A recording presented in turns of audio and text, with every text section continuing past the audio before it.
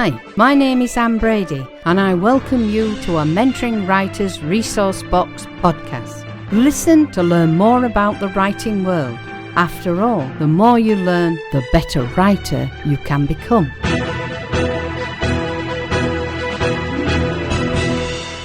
Have you ever thought about writing your memoir? Well, it's not an easy experience, but if you would like to think about taking such a task on, then we are here to offer some basic guidelines and tips to help you get started. The first thing you must do is to determine what message you are trying to give by writing a memoir. Determining your message right from the start is the most crucial thing you need to decide upon before you start any writing. If you don't, then you run the risk of flailing around with multiple books that will, ultimately, mean absolutely nothing to you. Not being certain of what your message is can be your downfall. So, if you are uncertain about what your message is, then we recommend you seriously consider working with a professional writer. Mind you, don't forget that you must hire a great writer. After all, there's no point in getting one if he or she is not that good. That defeats the objective of getting your message across.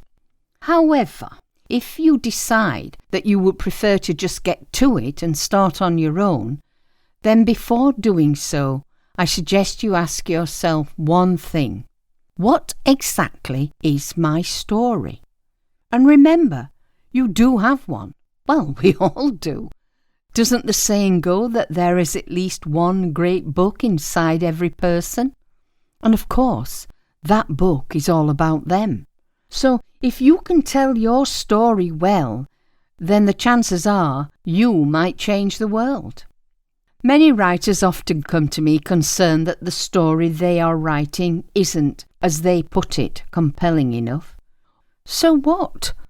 All stories start their journey by not being compelling, and yet they are soon turned into 1, 2, 3, even 7, counting the one you might be reading right now, books. It is not a question of how interesting the story is, but more about the way it's told that counts. When trying to decide what your message is, look at it as follows. What is the most valuable lesson you have ever learnt? Remember, this will change as time moves on. For some people it can take many years. Maybe you have had a bad career or some personal experiences that has landed you in therapy. If so, then perhaps your message should be about seeing, feeling and/or sharing how your struggles have shaped you. Doing this will possibly help others do the same. Next, you will need to determine your why. We writers all know that writing any book, whether doing it on our own or with good help, is still a massive undertaking. You know that it will take not only lots of time, but probably money as well to get you through to the other side. So the best way to set yourself up for those moments when you feel that your commitment to writing is wavering is to get it extremely clear in your head as to why you are sharing your story. Over the years, I've seen many writers reap rewards from the success of their books, and in others, writing a memoir has given people a purpose for their life. In some cases, there have been writers who willingly put all the effort, time and money into their writing just for the pleasure of having the completed book sit on their bookshelf. But most knew why they wrote, having a very clear idea about what a book could do for them. In other words, they knew their why, so they followed it. And by doing that, they changed lives. Most importantly, they changed their own. So whether you want to be front and centre or not is irrelevant. There are many reasons for wanting to write a book that doesn't include you racing to grow or develop a business or appear on TV. When it comes to yourself, perhaps all you want is personal freedom, or maybe to help people. In this social media world of ours, where there are so many people telling the story that being able to have everything we want is so easy, we should all do our part and tell the gritty truth.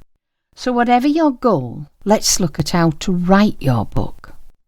We need to start by learning basic chapter formatting. Now, while you can follow any chapter format you wish, we are going to discuss what we think constitutes the basic rules, consisting of 10 specific elements. Chapter 1. The first chapter should be the introduction to you and should include subjects such as an inciting incident, a flashback, and possibly a turning point in your life. Chapter 2. In this chapter, you will be looking deeply into your childhood and adolescence, recalling those heady days of your early teen years. Chapter 3. Here you will describe the details of the path or journey, whatever it is, be it a career or your personal story that you took. Chapter 4. Write how the previous chapter's experiences have created an escalation in your life. This is usually the upside of something that is happening to you. Chapter 5. Continue with escalation, as no one chapter can express the trauma of a life that has been cruelly played. Chapter 6. Describe vividly those hurdles or problems that arose and what you suffered throughout this part of your journey. Chapter 7. Here you are starting on your homeward path, the turning point at which you started to develop your inner strength to overcome all that had happened to hurt you. Chapter 8. Of course, no recovery path towards resolution is easy, so this is where you open up your heart and talk about the real pain you suffered. Chapter 9. And now we have reached the resolution phase, the point at which you have faced your demons and overcome them. Here you become the hero or heroine of your story. And Chapter 10, and finally, we have the ultimate goal. What life is like after the resolution of all that pain, anger, and upset that you suffered. The way forward into a new world, your new world. To make these more wholly understandable, let's break them down. The reasoning behind having flashbacks in your first chapter is to bring us to the apex of your story. By doing this, you are more likely to engage your readers quickly by delivering a heightened moment. You do this because you want your audience to be immediately engaged, wanting the reader to think, this person has had a crazy life, I want to know more.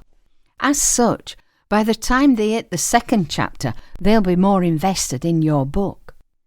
When it comes to the third chapter, we're talking about being on the path or journey. Of course, this will depend entirely upon the story you are telling us. Is it a tale of overcoming, say, physical, mental or sexual abuse? Or maybe it's an addiction you had. If in a career, was it to do with the difficult fight you had as you climbed the corporate ladder? It is irrelevant what the path is. Chapter 3 is where you lay it out. When it comes to chapters 4 and 5, this is where we have action escalating. Now let's say your memoir is about building a business and you have a morally corrupt partner who unfortunately ends up embezzling from you. So in chapter 4, you will write about how excited you are by your partner's actions because you see the money rolling in. You are amazed by your partner's skills, but more so by your good luck in having gotten yourself involved with him. Escalation is when things can appear exciting, which means that in chapter 4, the wheels are still on the bus. However, all this changes in chapter 5 because this is when you will finally cotton on to the fact that your wonderful partner has been embezzling you all along and you are losing your money. So whilst chapter 4 is showing the fun side, when it comes to chapter 5, it is less so or non-existent. Remember, people going through recovery often say things such as, first it was fun, then it was fun with problems, and finally there were only problems.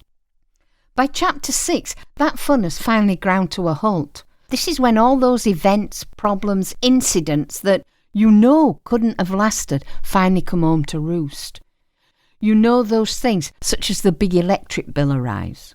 Maybe you end up missing an important appointment because you are hungover.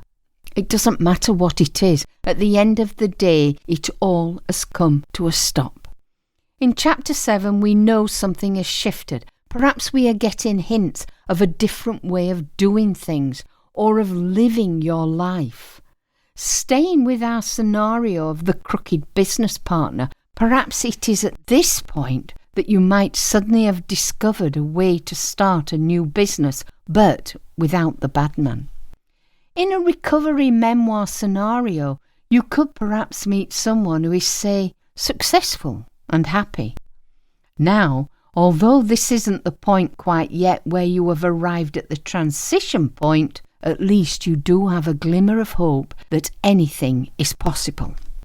So this means that when we move on to chapter 8, you will be able to prove that the shift is possible, all because you have taken that first step forward towards it. Following on with the scenario of the embezzling man, you finally admit to those who've been telling you all along that something wasn't right about the bad man, that they are correct and that the business partner is being kicked out. This is when you start looking for help to rehabilitate. All this now sets you up for chapter 9, the transition into the resolution phase. Having kicked the former business partner out, you start your renewal journey. And in chapter 9, you will write how you discover what life is like now, having got rid of whatever it was that you never thought you could let go of. And all this brings us to finally chapter 10, what your life is like after resolution. That is, the present day, or something close to it. This chapter is meant to focus more on the comparatively peaceful day-to-day existence that you have finally achieved as a result of your journey. And that's it for the chapters. Your message is in your final message, or at least it should be. Now, of course, you will need to select your scenes carefully.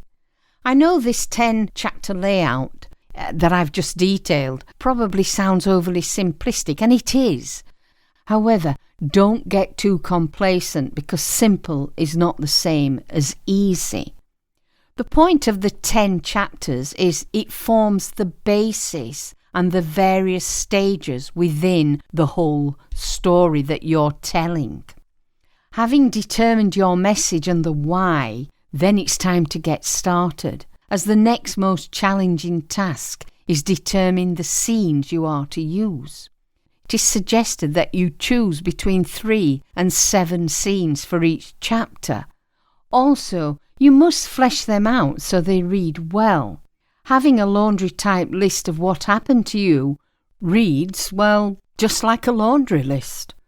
What you have to do is have a good look at your life, asking yourself, which incidents are the ones that shaped me? Now, I appreciate this could be challenging.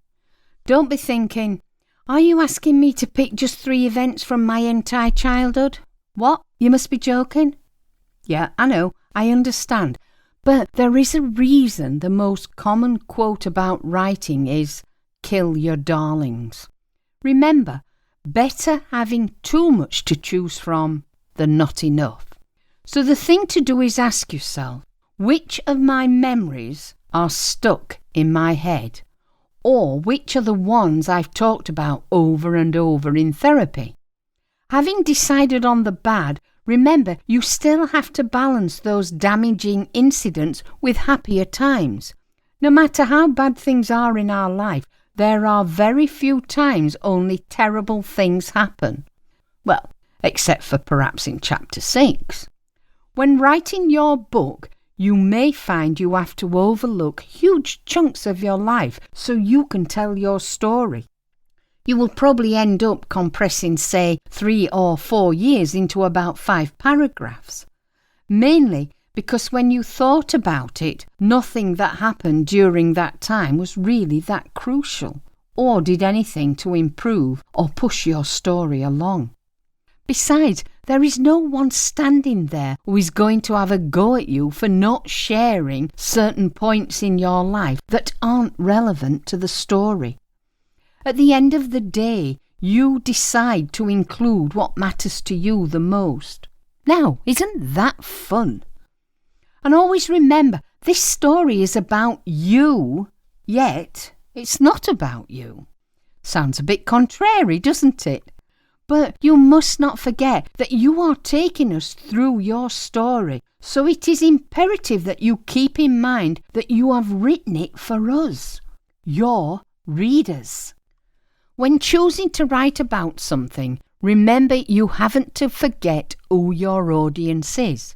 Otherwise, it makes the writing all about you, the writer, and what you think. No, it's all about what the reader thinks and what they want. Following the lead of all writers, you need to be able to picture your ideal reader in your mind. Having got that image, you then multiply that image by 1,000. And it's also never too early to start thinking about your designated niche. But how do you find your desired audience? Well, you simply go look for books like yours. Amazon is a great place to check for books like yours. All you need do is a keyword search. And pro tip here, folks, if you want to know what to include that maybe your competitors have not, well, check out the 1-star reviews to read what the readers complain is missing from their story. This applies to all writing. This means that once you figure out who your real audience is, you're going to have a much easier time sharing your message with them, aren't you? And that's it. I hope you find this summary of writing a memoir useful. Maybe not today, but perhaps sometime in the future, once you've achieved great success in writing the genre you are already successful in or are going to be in. If you need help with any aspect of your writing, are interested in the other services we offer, or would like to chat with a mentor, then please check out our website. Or why not email us, contact@mentoringwriters.co.uk, and we will endeavour to assist you in your writing journey. Happy memoir planning and writing, folks. This was Anne Brady bringing you a Mentoring Writers Resource Box podcast. Thank you for listening, and we hope you will join us again.